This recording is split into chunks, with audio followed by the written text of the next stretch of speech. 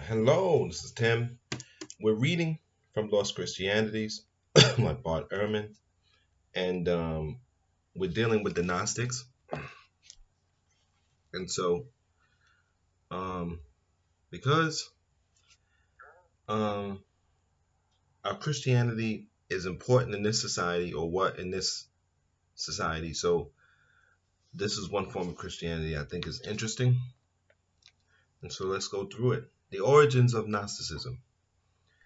Before discussing further the major tenets of one kind of Gnosticism, we will be focusing on, I should say, a few words about where it appears to have come from and give more extensive account on how we now can know about it. The where it came from question has intrigued scholars for a very long time. Two features of Gnostic texts in particular have caused a good deal of puzzlement.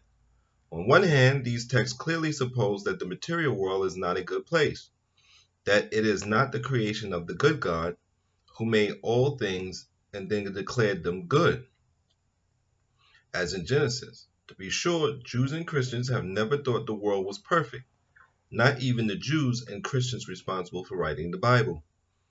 Evil and suffering are constantly on their minds and usually at the forefront of their writings.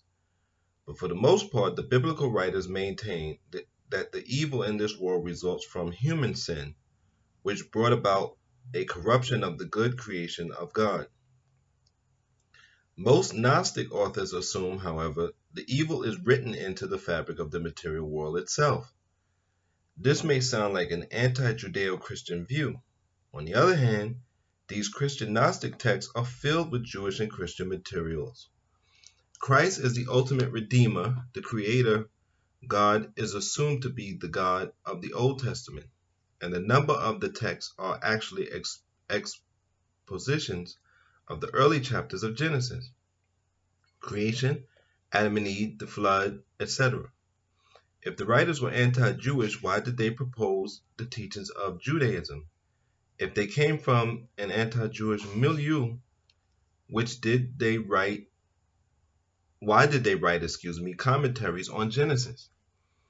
One way to solve this problem is to situate the origins of Gnostic Christianity not outside of Judaism, but inside it, as a kind of reaction movement to forms of Judaism that had developed by the time Christianity emerged.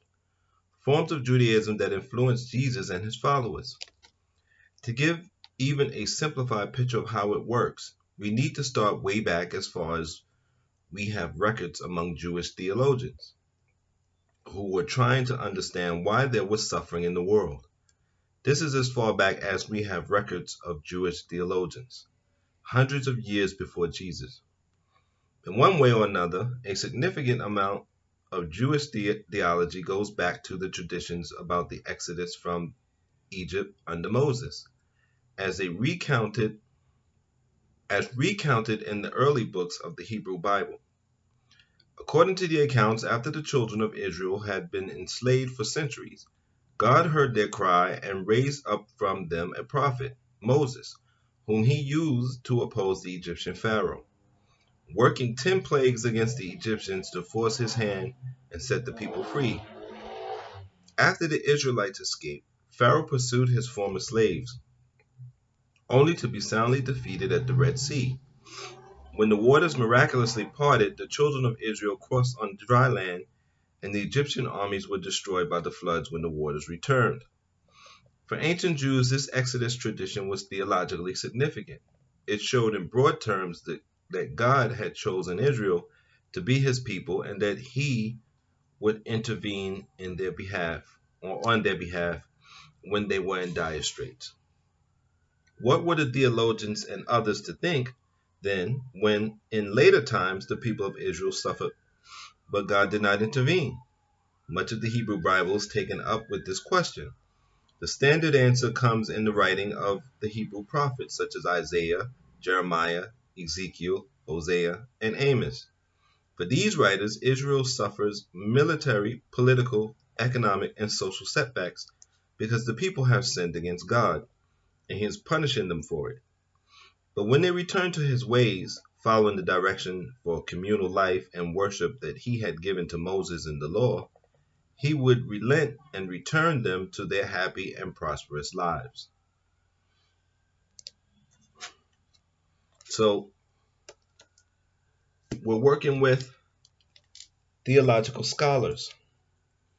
One of the things in this country that we've lost, I think, although we have theological scholars, yes. I may have to do some pieces on the Gospels later on, some lessons, I'm not sure.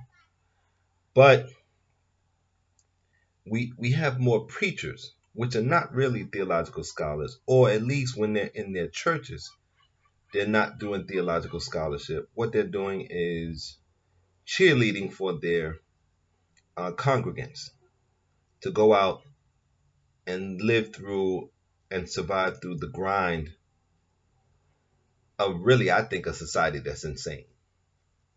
And so I wish all the churches had scholars like that did scholarship in the church and that all of the congregants were studying and thinking about these things. And that would be cool. I thank you for your support. Until next time, uh, take care of your mind, take care of your body, and be safe.